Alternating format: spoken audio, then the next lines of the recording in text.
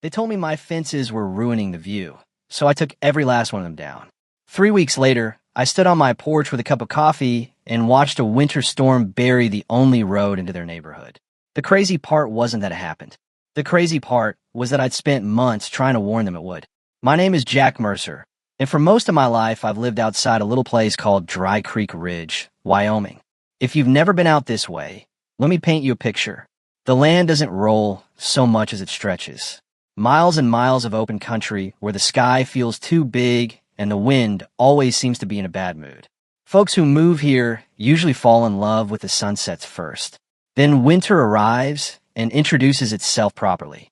I've owned the same 80 acres for nearly 30 years. Nothing fancy. Small ranch house, old red barn, a couple horses that eat more money than they're worth. The kind of place where every fence post and every gate has a story attached to it. When I bought the property, there wasn't much around except cattle ranches and a few stubborn old-timers who preferred their nearest neighbor to be at least a mile away. That changed about 12 years ago when a developer came in and built a subdivision below my ridge. They called it Eagle Summit. There wasn't an eagle anywhere near the place, and the highest point in the entire development was still lower than my pasture, but I guess Eagle Summit sounded better on a brochure than 39 houses in a wind tunnel. At first, I didn't mind. People need places to live. Most of the early homeowners were decent enough. A retired school principal named Frank lived down there. Nice guy. We'd sit on my porch sometimes and drink beer while watching thunderstorms roll across the prairie. He used to joke that buying a house beneath my property was the best decision he'd ever made because my snow fences did half the county's work for free. Those snow fences were ugly. No point pretending otherwise. Long stretches of weathered wooden slats stretched between steel posts across the northern edge of my land. They looked like something left behind after a failed prison escape. But they worked. Every winter, powerful winds came screaming down from the north carrying snow with them. The fences disrupted the airflow just enough to force the snow to settle across my pasture instead of continuing downhill. Without them, all that snow would drift directly into the low valley where the subdivision's entrance road sat. Most people never thought about it. That's the thing about infrastructure. When it works, nobody notices. Then about 4 years ago, everything changed. A new HOA board took over Eagle Summit. New faces, new priorities, new opinions about things they didn't fully understand. And leading all of it was a woman named Vanessa Cole. Vanessa had moved from Southern California. Smart woman, successful real estate agent, always dressed perfectly, always speaking like she was halfway through a business presentation. The first time we met, I was repairing a gate near the property line. She walked over wearing expensive hiking boots that looked like they'd never touched mud before. She stared at my fence line for several seconds. Then she asked, "Have those always been there?" I remember glancing up from my wrench. Longer than most of the houses have. She frowned. They really block the view. Now, maybe it was the way she said it. Maybe it was the confidence. But something in my stomach tightened. Because people who start conversations that way rarely stop at observations. A week later, I found an envelope in my mailbox. Official HOA letterhead. Legal language. Several highlighted sections.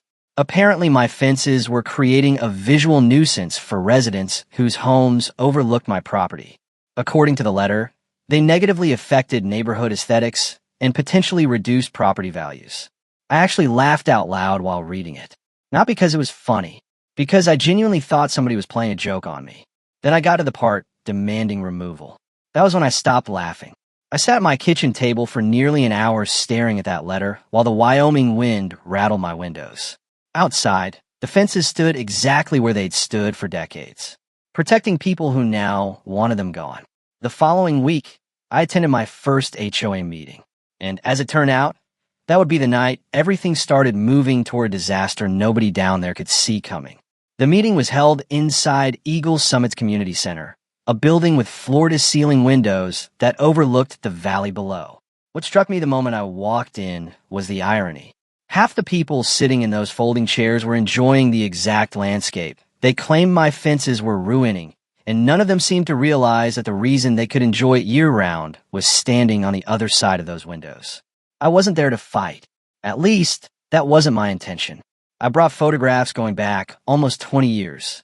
weather records, survey maps, hand-drawn diagrams showing how the wind crossed the ridge during winter storms.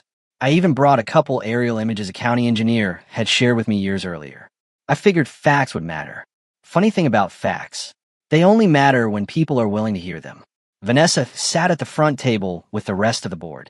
She smiled when I walked in, but it wasn't a friendly smile. It was the kind people where when they've already decided how a conversation is going to end. When my turn came, I stood up and laid everything out. I explained how drifting snow works.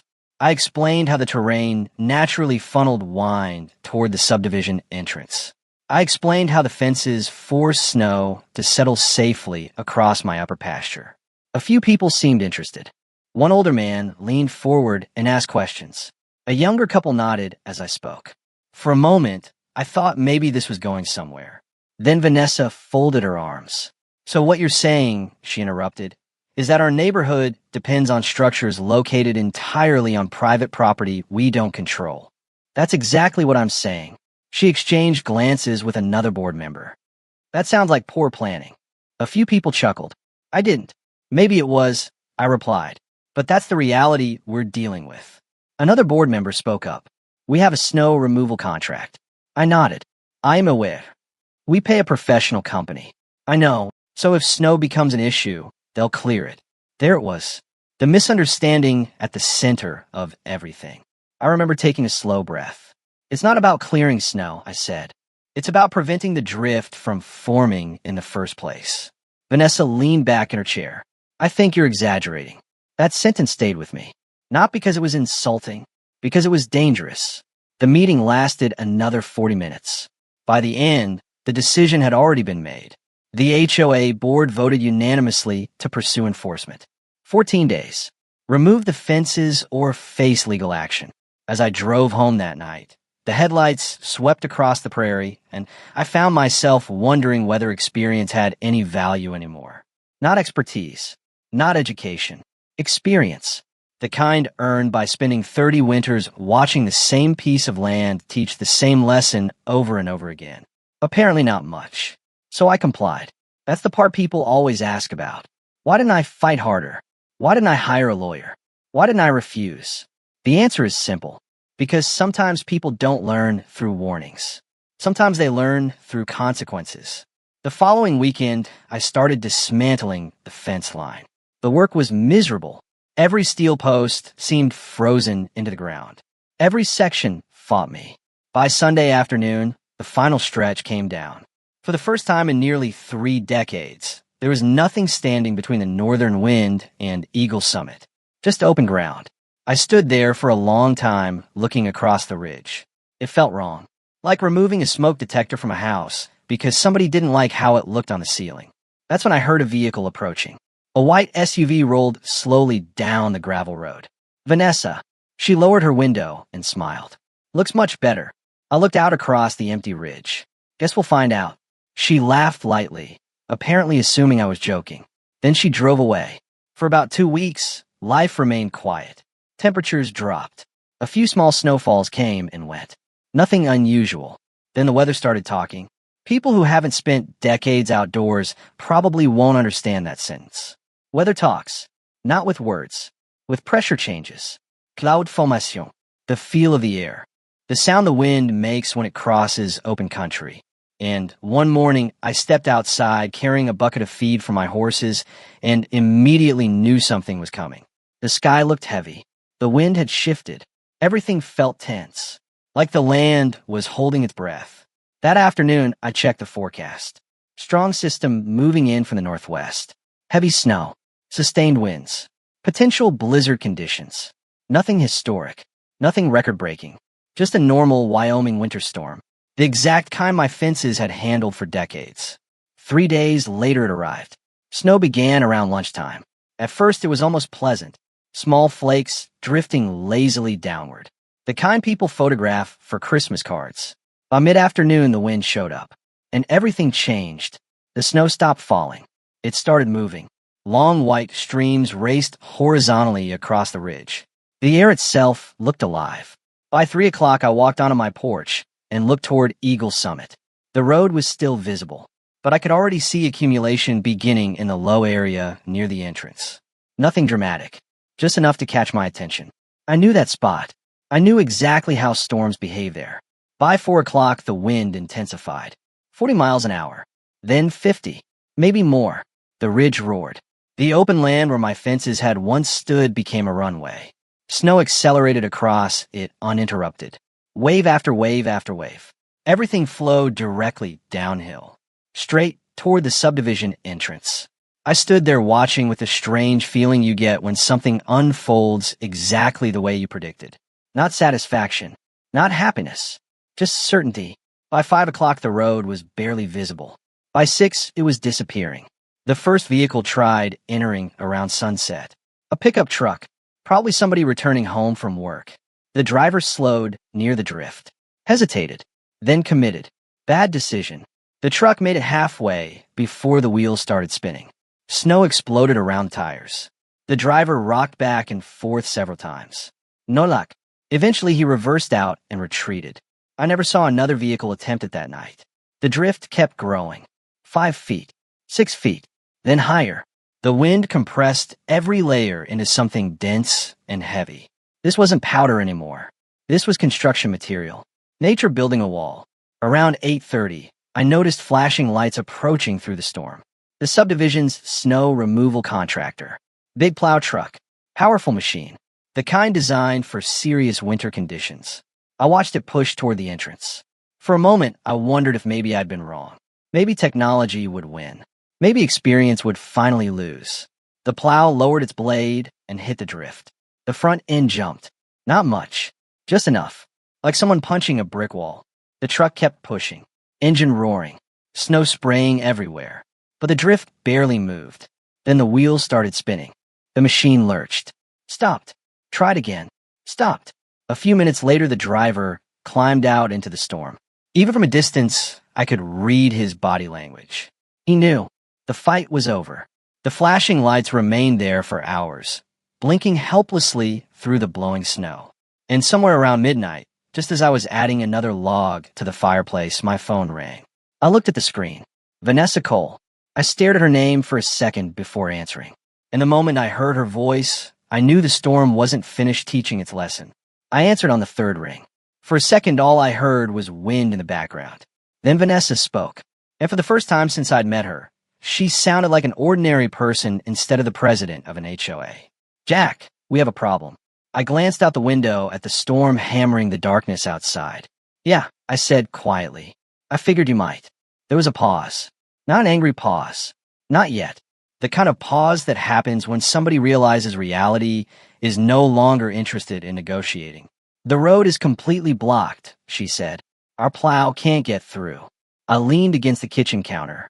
How bad is it? Another pause. Really bad. I already knew that. Then her voice sharpened. We need you to help fix this. I rubbed my forehead. Vanessa, it's midnight. You need to put those fences back. For a moment, I honestly thought I'd misheard her. Outside, the ground was frozen solid. Wind gusts were still rattling the house. Visibility was practically zero. Put them back. Yes. Tonight. Yes. I let out a slow breath. That's impossible. People are trapped. I know. We have elderly residents. I know. We have someone who needs prescription medication delivered tomorrow. I know. Every answer seemed to frustrate her more. Finally, she snapped. You knew this would happen. And there it was. The thing I'd been expecting from the moment the phone rang. Blame. Not responsibility. Not accountability. Blame. I walked over to the window and looked down toward the subdivision, lights glowing through the storm. You asked me to remove them. You should have fought harder. I actually laughed. Not because it was funny. Because it was unbelievable. I attended your meetings. You should have refused. You threatened legal action. You knew this was dangerous. I closed my eyes for a second. Then I answered as calmly as I could. I warned you. Repeatedly. Silence. The uncomfortable kind. The truthful kind. Finally, her voice softened. What we supposed to do? That was the first honest question she'd asked all year. Stay home. What? Stay home. Check on your neighbors. Keep your heat running. Wait for the county in the morning. That's it. That's reality. Neither of us spoke for several seconds. Then she quietly said goodbye. The line disconnected. Outside, the storm continued doing exactly what storms have done since long before homeowners associations existed. By sunrise, the wind had weakened. The damage hadn't. I walked up to the highest point on my property carrying a thermos of coffee. The view stopped me cold. The drift wasn't a drift anymore. It was a fortress. A massive wall of snow stretched across the subdivision entrance, 12 feet high in some places, packed solid. The road had completely vanished. People stood nearby, staring at it. Tiny figures against an enormous white barrier. Some had shovels. A few looked angry. Most looked stunned. Nobody looked surprised for long. Around mid-morning, county crews arrived. Not standard plows. Not pickup trucks. Heavy equipment, including a rotary snow blower normally reserved for mountain highways. That machine worked for hours. It didn't clear the drift. It excavated it. The operator essentially carved a tunnel through compressed snow that felt more like concrete than powder. By late afternoon, emergency vehicles finally entered the subdivision. Residents slowly began leaving. The entire neighborhood had effectively been isolated for nearly 3 days. 3 days, because a group of people decided appearance mattered more than experience. A week later, I heard rumors about the bill. $15,000, maybe more. Emergency response, equipment deployment, labor, fuel, everything charged back to the HOA. Funny thing about expensive lessons, people tend to remember them. Winter eventually ended. The snow melted. Grass returned. Life moved forward. And one afternoon in late spring, there was a knock on my door. I already knew who it was. Vanessa stood on my porch alongside 2 other board members. No legal documents. No demands. No confidence. Just 3 people carrying the weight of a mistake. I invited them inside. We sat around my kitchen table, the same table where I'd read their original letter months earlier. Nobody spoke for a while. Finally, Vanessa cleared her throat. We were wrong. Simple words, but not easy ones. I nodded. Yeah. One of the other board members looked down at the table. We didn't understand. I know. Another silence settled over the room. Then Vanessa looked directly at me. We'd like you to rebuild the fences. There it was. The full circle moment. The moment every story like this eventually reaches. The question wasn't whether I could rebuild them. The question was whether things would simply go back to normal. They wouldn't. I folded my hands together. I'll rebuild them. Relief immediately appeared on their faces. Then I continued. But we're doing it differently. Their smiles faded. I explained exactly what I wanted. Written agreements. Permanent designation as safety infrastructure. Protection from future HOA interference. Formal maintenance responsibilities. And compensation for the labor and materials. Everything documented. Everything signed. No assumptions. No future arguments. No second guessing. Vanessa listened carefully. Then she nodded. That's fair. For the first time since we'd met, I actually respected her. Not because she'd been right. Because she'd finally been willing to admit she wasn't. Construction started that summer. The new fences were stronger than the originals. Better positioned. Built using everything I'd learned over 3 decades on that ridge. When winter returned later that year, another major storm rolled through. The wind howled. The snow came sideways.